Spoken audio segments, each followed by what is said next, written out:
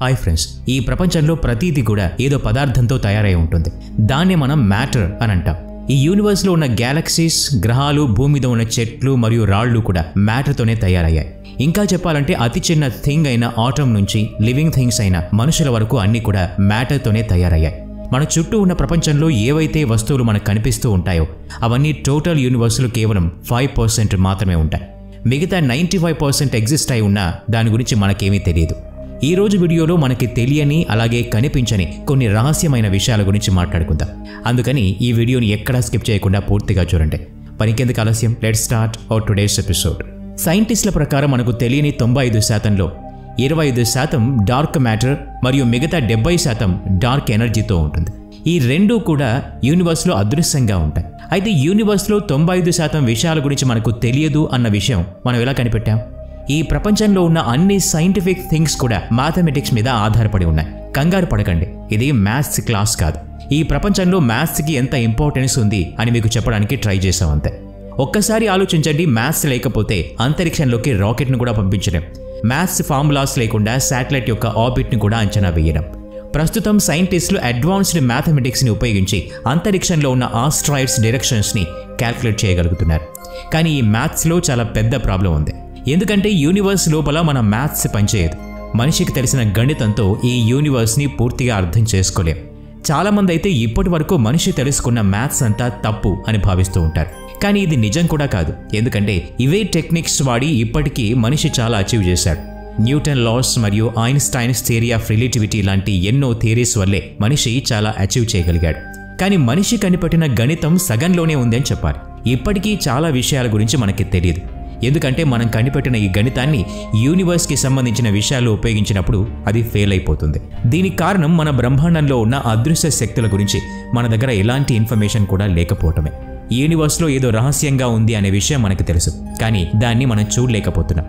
దీనంతటికీ కారణం dark energy మరియు డార్క్ మ్యాటర్ అని సైంటిస్టులు డిఫరెంట్ థియరీస్ ఇస్తూ ఉన్నారు. డార్క్ ఎనర్జీ, డార్క్ మ్యాటర్ గురించి ముందుగా గ్యాలక్సీ యొక్క స్పిన్ వల్లే తెలిసింది. మీరు చాలా ఫుటేజ్లో గ్యాలక్సీని ఒక తిరిగే థింగ్ లాగా చూస్తూ ఉంటారు. మన మిల్కీవే గ్యాలక్సీ ఎప్పుడూ కూడా తిరుగుతూనే ఉంటుంది. మనం కూడా దాంతోపాటు తిరుగుతూ ఉన్నాం.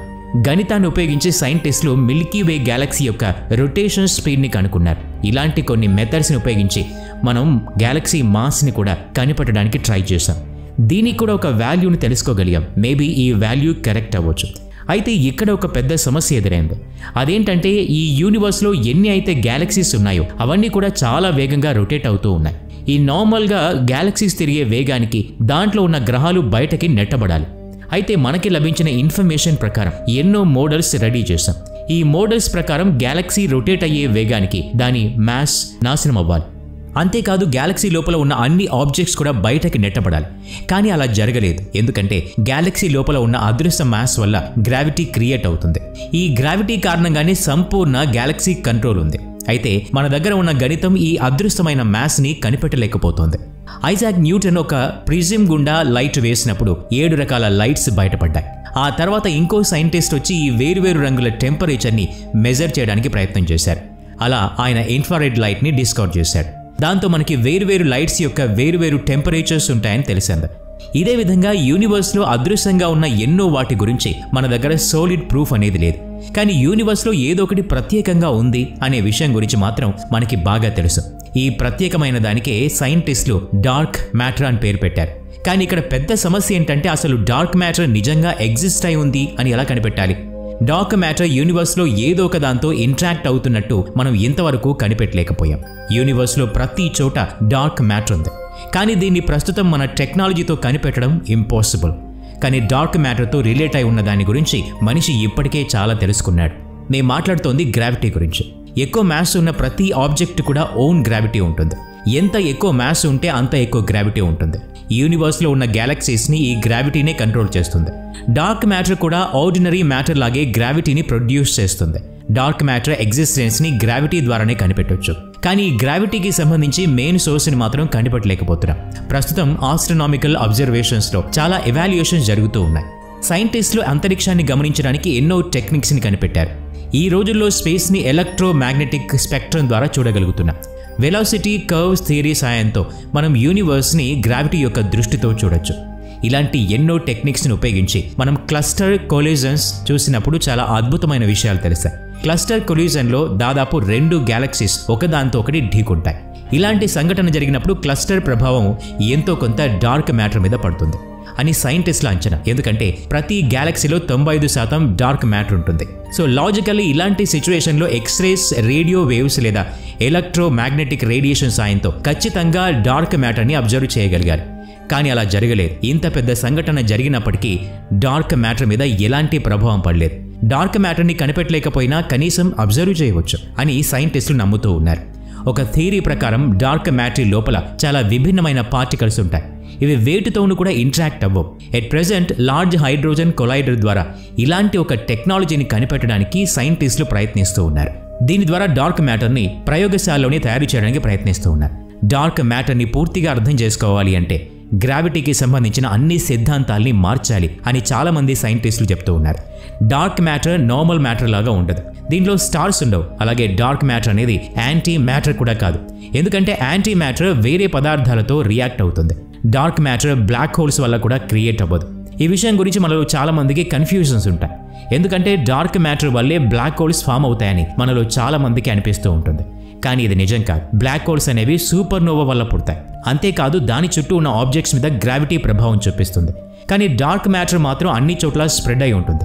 అయితే డార్క్ మ్యాటర్ ఎగ్జిస్ట్ అయి ఉంది అని తెలుసుకోవడానికి మనిషి ఇంతవరకు ఏదైనా టెక్నిక్ని కనిపెట్టాడా అంటే అవుననే చెప్పాలి. సైంటిస్టులు ఒక మెషిన్ని ఇన్వెంట్ చేశారు. దాని పేరు యాక్షన్ డార్క్ మ్యాటర్ ఎక్స్పెరిమెంట్.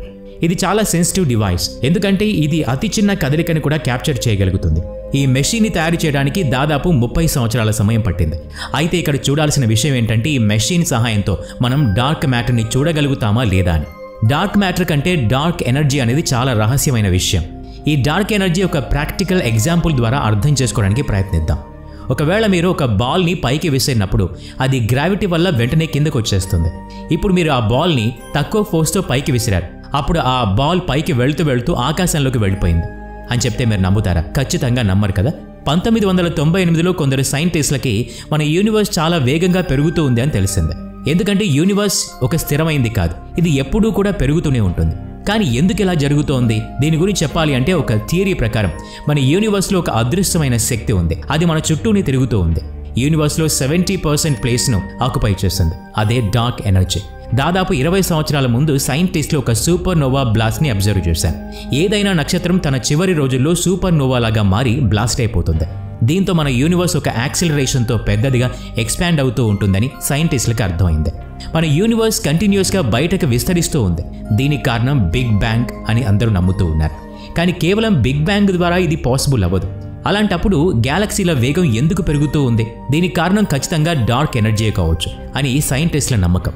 ఒక ఫోర్స్ మొత్తం యూనివర్స్ని కంటిన్యూస్గా ఎక్స్పాండ్ చేస్తూ ఉంది. అంటే దాని దగ్గర ఎంత ఎనర్జీ ఉందో అని ఒక్కసారి మీరే ఆలోచించండి.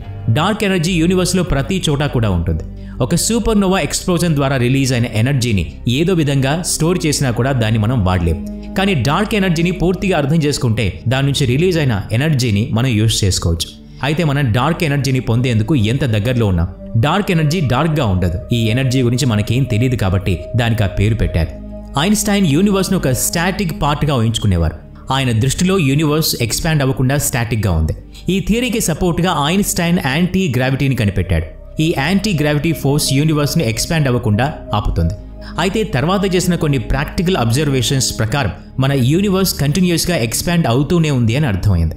అందుకే ఐన్స్టైన్ ఈ ఐడియాని పక్కన పెట్టేశారు. కానీ ఎక్కడ ఒక దగ్గర యాంటీ గ్రావిటీ ఫోర్స్ డార్క్ ఎనర్జీతో మ్యాచ్ అవుతుంది. గ్రావిటీ, డార్క్ ఎనర్జీ రెండు కూడా ఆపోజిట్గా పనిచేస్తాయి. డార్క్ ఎనర్జీ యాంటీ గ్రావిటీతో మ్యాచ్ అయినప్పుడు దీని నేచర్ గురించి ఎవరికీ తెలియదు. అయితే ఫ్యూచర్లో ఈ డార్క్ ఎనర్జీ వల్లే యూనివర్స్ అంతం కాబోతోంది అని సైంటిస్టులు చెప్తూ ఉన్నారు. ఎలా అంటే ఒక రబ్బర్ బ్యాండ్ని అలాగే లాగుతూ ఉంటే అది ఎప్పటికైనా తెగిపోతుంది. సేమ్ ఇదే పరిస్థితి మన యూనివర్స్ కూడా రావచ్చు. ఇప్పటికే చాలా స్పేస్ మిషన్స్ని డార్క్ ఎనర్జీ గురించి తెలుసుకోవడానికి తయారు చేస్తున్నారు. తొందరలోనే ఈ డార్క్ ఎనర్జీ గురించి మన సైంటిస్టులు తెలుసుకోవాలని ఆశిద్దాం. ఈ వీడియో నచ్చినట్లయితే లైక్ చేయండి, షేర్ చేయండి. ఇలాంటి మరిన్ని వీడియోస్ కోసం ఈ ఛానల్కి సబ్స్క్రైబ్ చేసుకుని బెల్ ఐకాన్ మీద క్లిక్ చేయండి. నెక్స్ట్ వీడియోలో మళ్ళీ కలుద్దాం. Thanks for watching.